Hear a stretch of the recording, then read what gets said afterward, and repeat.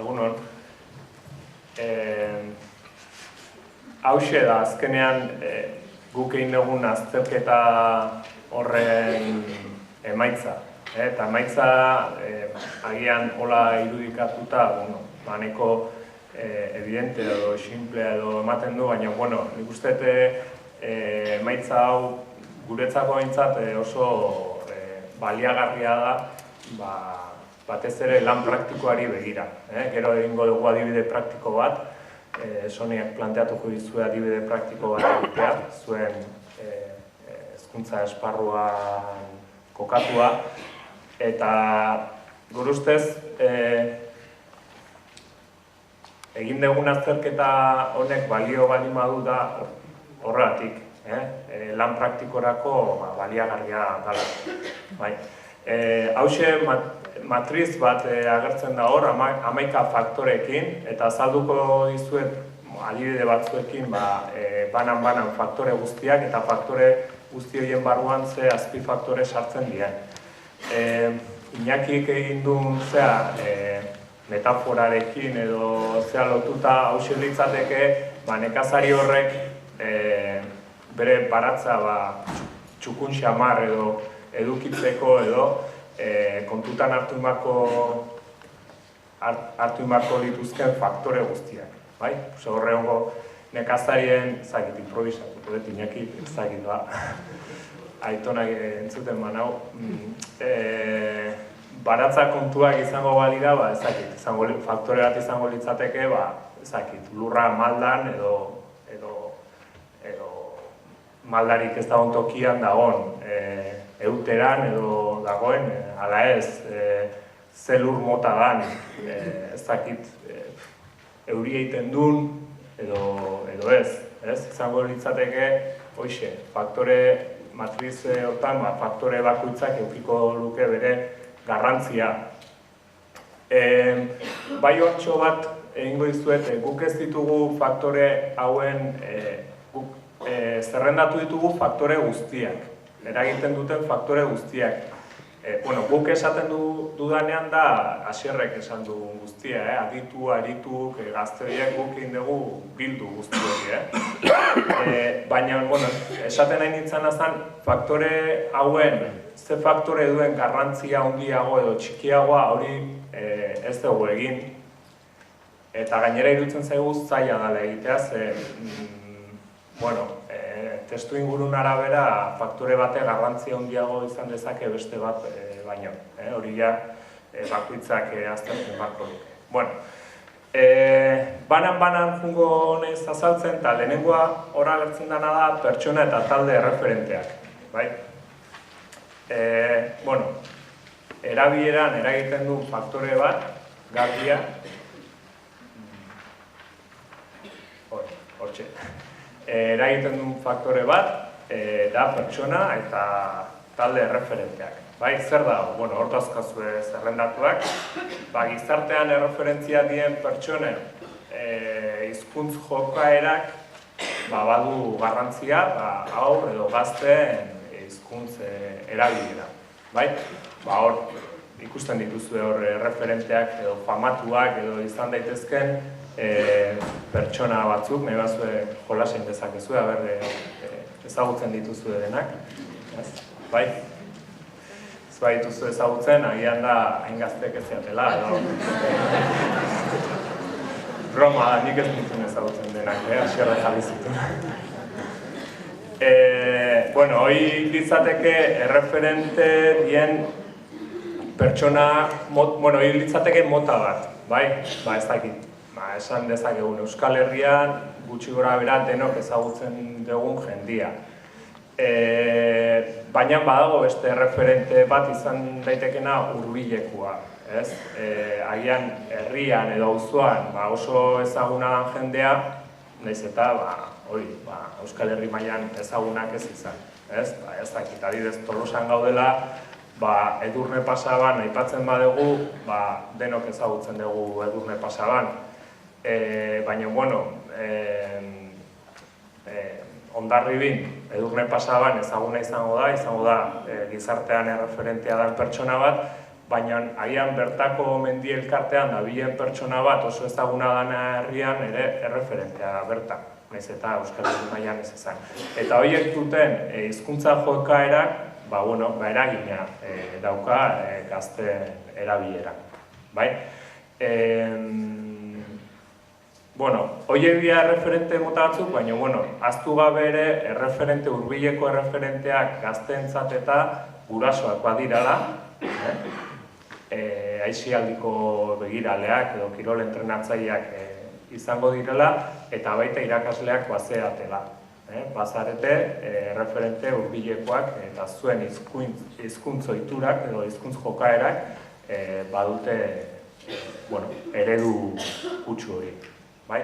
Hoxe litzateke lehenengoa.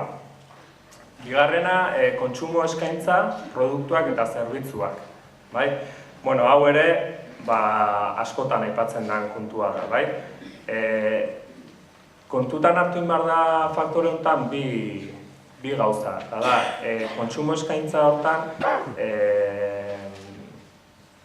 bi alderdi kontutan hartuko genituzke. Bat kopurua eta beste bat erakargarritasun maila. Ez da bakarrik gauza pilo bat eskaintzea, baizik eta eskaintza horrek ze erakargarritasun maila dauka gazteentzat. Nik adibide hausart pare bat prestatu ditut, esango diazu, baina, hausart, ez dakit, aurren literaturan adibidez, esan dezakegu gaur egun euskerazko zerbitzu edo produktuen eskaintza aurren literaturan, bai kopuru eta bai erakargarritasun aldetik maila oso txukuna dula. Ez daukala ez inbidiatzeko beste hizkuntzatan dagoena. Aldiz, gaztei zuzendutako komikigintza kopuru aldetik behintzat eskasa da. Edo, bideo-jokuak erakargarri eta kopuru aldetik oso eskasa da. Hori litzateke pixkat ulertzeko bi alderdi horiek. Edo sare sozialak, interneteko sare sozialak, agian kopuru aldetik nahikoa daude, baina erakargarritasun aldetik, bintzat nik sumatzen dudana da, ez diala bat ere erakargarriak euskerazkoak. Hori litzateke alderdi horretan sartuko lirateke bi azpifaktoreiek. Produktuak esan dut, baina zerbitzuak ere hemen sartzen dira. Herri baten eskaintzen dian, kirol zerbitzuak edo kultur zerbitzuak edo aisialdi zerbitzuak, eta baita batzutan euskararen erabilera sustatzera bideratutako produktuak eta zerbitzuak. Holakoak ere badaude. Kuadriategi programa bat edo topagunek antolatzen dituen zerbitzu gehienak. Input mediatikoa, hau garbia denok ere ikusten dugun faktore bada. Komunikabideek eta hedabideen eragina nabarmena da gero gazteen aurren erabilerarako. Hor sartzen dira azpifaktoreek, publizitatea, marketinga, hedabideak eta kultur kontsumoa, IKT, eta moda eta joerak. Moda eta joerak adituek adibidez ez zuten sartu, beraien zeatan, baina gazteen artean asko errepikatu zen kontua izan zen. Erabaki izan azkenean sartzea, ikusten zalako garrantzia zuelako hontan ere. Testu inguru politikoa laugarren faktore litzateke. Hor iruditan sartu ditugu bi argazki sartu ditugu, ze testu inguru politikoan zentzu zabalean ulertu izan da azterketa egiteko garaian. Alde batetik dago instituzioak eta hauek egiten duten hizkuntz politika eta hizkuntz politika horrekin lotuta dikoan marko legala. Baina, hortaz gain, beste erakundeen hizkuntzarekiko jokaera, alderdiak, gizarte mugimenduak, elkarteak, hori ere azkenean politika bada. Lehengo astean irakurri nun argian, Mari Boin, ezakitola esaten da, baina samieraz abesten duen Andre bat Bilbora dator hemendik gutxira abestera, eta artikuluaren izenburua hala zen, samieraz abestea erabaki politikoa da. Bere kasuan, beti ez da hala izango, baina bere kasuan esaten zuen behar samieraz abesten hasi zenean,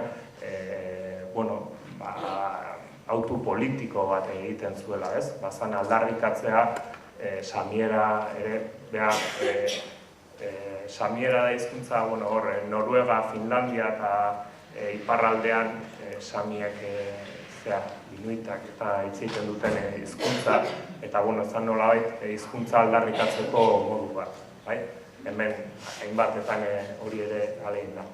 Honekin adierazten nahi dugu hori, politika zentzu zabal-zabalean. Tenmoraz, eta gero egiten godiate. Bano azkarrago. Harreman saretako hizkuntza arauak eta ohiturak. Lehen esan dizuet, guk ez dugula egin sailkapena zein dan garrantzitsuena, garrantzi gutxien duena, baina intuitiboki iruditzen zait honi garrantzia handia emango geniokela beti faktore buruz hitz egiterakoan. Eta gazteen artean eta adituen artean gainera asko aipatu den kontua. Erabilera esparruetako arau eta ohiturak, lagunan, kuadrillan, bikotean, etxean, familian, lantokian, ikasketa tokia, antolatutako isialdiak, kirolan, ze ohitura dauden horren arabera erabilera bat edo beste egiten da. Gaztek aipatzen zuten laguna, kuadrilla eta bikotea, eta gaina hiruak ezberdindua. Adituek ez zuten hola hain zehatze ezberdindu, baina kuadrilla eta lagunak eta ez zuten berdine ikusten. Gauza da ditugun lagunak eta beste gauza da kuadrilla. Eta hor sortzen diak hizkuntza ohiturak batean edo bestean. Interesgarria igual bereizketa hori egitea. Seigarrena hizkuntzarekiko gizarte pertzepzioa. Orain 3D eta 3 dimentsiotan pelikulak eta ikusten ditugu pertzepzioa pixkat aldatzeko eta zea. Garrantzia duen beste faktore bat, denok gaztek eta ez hain gaztek denok ditugun aurreiritziak hizkuntza eta hizkera bakoitzak duen baliagarritasuna eta beste gauzen inguruan. Askotan jartzen den adibidea, askotan lotu izan da euskal hiztuna, baserritarrarekin, eta, hor bi azpifaktore bereizten dira, euskaldunaren irudia, hiztunei lotutako baloreak eta aurreiritziak, eta gero hizkuntza berak dituen ezaugarriak edo aurreiritziak horren inguruan. Ze baloreak lotzen zaizkio hizkuntza berari, ez? Askotan hori hizkuntza zaharkitua, modernoa, praktiko, prestigiosua, ez erabilgarria,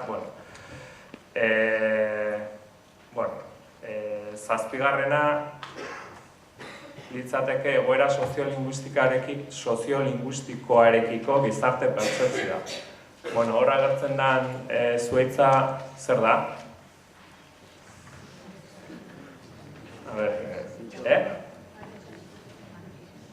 Ez, aritza ez da. Intxaurrondoa, bai. Intxaurrondoa da, hori jarri dugu hori, bai. Urrutiko intxaurrak 14 gerturatu talau, ez? Adierazteko, bai. Lehen esan dugun, hizkuntzarekiko, hiztunekiko pertzepzioa dagoela alde batetik, baina baita egoera soziolinguistikoarekiko pertzepzioa ere garrantzia du, erabileran. Euskararen bilakaera historikoari buruzko pertzepzioa, egungo egoerari buruzko pertzepzioa, etorkizunari buruzko pertzepzioak, horrek erabileran ere garrantzia du. Guzti horrek. bai. Eta 8. hizkuntza gaitasuna. Eta hau ere oso garrantzitsua, nire ustez. Gaitasuna, bueno, txepetxek adierazizun, gaitasuna, erabilera, hori, elkar lotuta daude. Eta hau da, askotan, bueno, aipatzen dugu faktorea, baina batzuetan ez duguna hain garbi.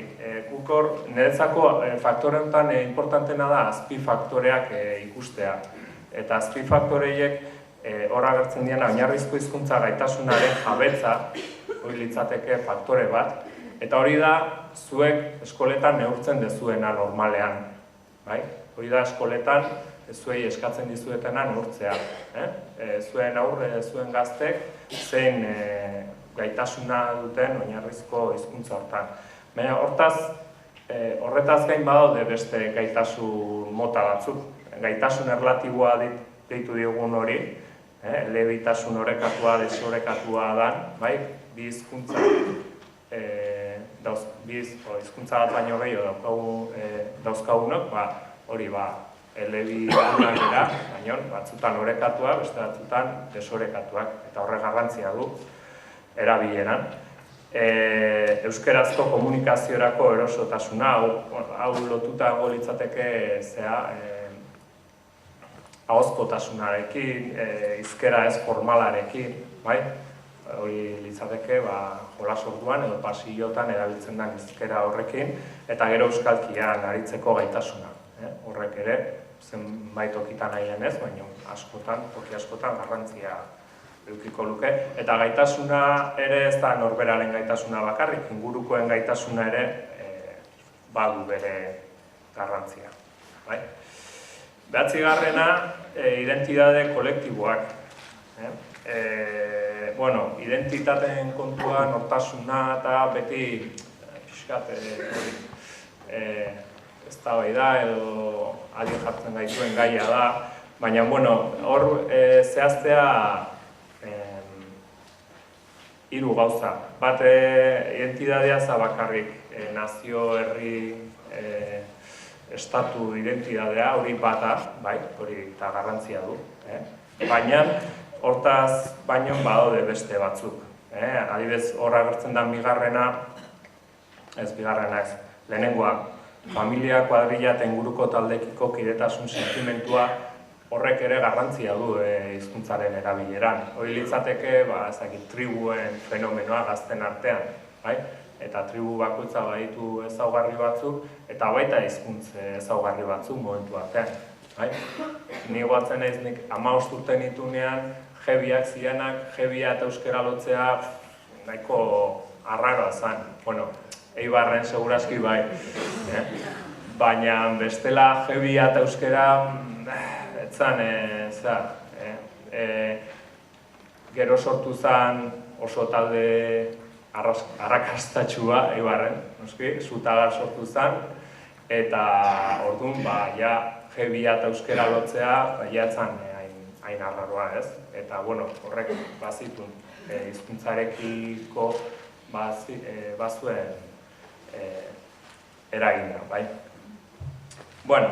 Eta 10. jarrerak eta portaerak. Eta hau da, gaztei buruz hitz egiten dugunean, gaztei buruz hitz egiten dugunean, topikoa bihurtu da, igual, baina gazte hauek ez dute euskera zuten, badakite, baina ez dute egin nahi, ez dute bat ere kontzientzia, ez dakit zer. Hau da, beti aipatzen den faktorea. Eta garrantzia handia du, faktorea, baina ikusi duzuenoz, gure ustez, ez da faktore bakarra. Eta hor, jarrera eta portaera egon litzateke. Jarrera, lotxa, arrotasuna, koherentzia nahia, axolagabetasuna, eta portaera litzateke benetan egiten duguna. Jarrera bat izan daiteke, baina gero igual benetan oso lotuta daude, baina portaera da eguneroko bizitzan azkenean jokabidea egiten duguna. Eta 11. faktorea litzateke haurtzaroko hizkuntza ingurunea. Bai, gazteei buruz hitz egiten dugunen, kontutan hartu behar dugu, zuek DBH-ko gazteak zuengana iristen dian, adibidez, kontutan hartu behar duzu aurretik ze hizkuntza ingurunea izan duten. Oso gauza pertsonala da, kolektiboa da, baina baita ere pertsonala da. Azkenean litzateke biografia linguistikoa norberarena. Eta gainera hau da gauza bat hainbat ikerketetan, hemen egin dian hainbat ikerketetan oso probatua edo oso agerian agertu dela, bai?